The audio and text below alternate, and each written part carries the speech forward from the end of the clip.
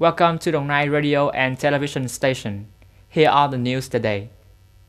Currently, the whole country is joining hands to prevent and control the COVID-19 pandemic. However, there are still many individuals spreading untrue information to confuse public opinion. The authorities will strictly handle all these fake news cases. The ridiculous, unfounded, and even fabricated information constantly appears on social networks and is shared at breakneck speeds over the past few days. Recently, two account holders were fined $7.5 billion by the police for reposting fake news about a statement of Deputy Prime Minister Vũ Đức Đam on the prevention of COVID-19. A series of other Facebook account holders made videos that stigmatize Da Nang people or show people how to cure themselves at home. All cases of violations were removed and were punished. According to the latest statistic, in the past 5 days, there have been 30 cases of breaching false information that caused panic in public, which were handled by the authorities.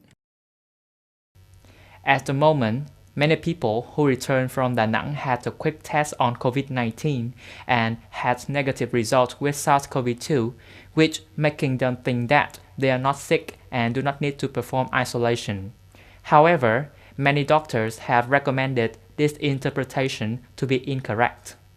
The recovery specialist from the Central Hospital for Tropical Diseases said that people with negative on rapid test still need to be isolated, because a quick negative test does not mean that you are not infected with SARS-CoV-2. Therefore, serious medical reporting and isolation should be taken even after a negative blood test is performed.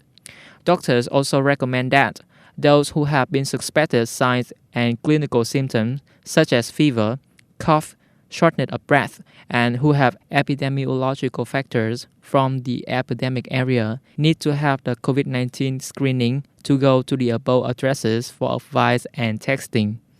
These are need to be done to avoid overcrowding in the frontline hospital against epidemics. The General Department of Customs requests the provincial and municipal custom department to apply the environmental protection tax by the resolution of the Council of State since August. Accordingly, the environmental protection tax for jet fuel of 2,100 Vietnam dong per liter will be applied from the 1st of August to the 31st of December this year. The environmental protection tax for jet fuel of 3,000 Vietnam dong per liter will take effect from the 1st of January 2021. For implementation, the General Department of Customs requests the provincial and municipal custom departments to propagate and disseminate to related organizations and individuals. Who has warned that the COVID-19 epidemic could be prolonged? This is a statement made after an emergency committee meeting to assess the pandemic, 6 months after WHO declared a global emergency. In the announcement, the Commission emphasized the possibility that COVID-19 could be extended and warned the risk of difficult response in countries based on socio-economic pressures. The announcement urges WHO to assist countries in preparing to implement tested treatments and vaccines. In addition, the committee asked WHO to speed up the research process on unclear details related to the coronavirus, such as whether the origin is from animals or the possibility of transmissions via animals. According to the announcement, WHO Director General Tedros Adhanom Ghebreyesus said that countries need to continue to maintain efforts to control the disease.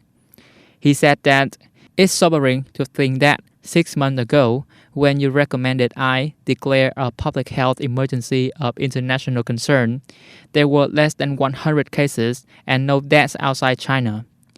The pandemic is one in a century health crisis, the effects of which will be felt for decades to come.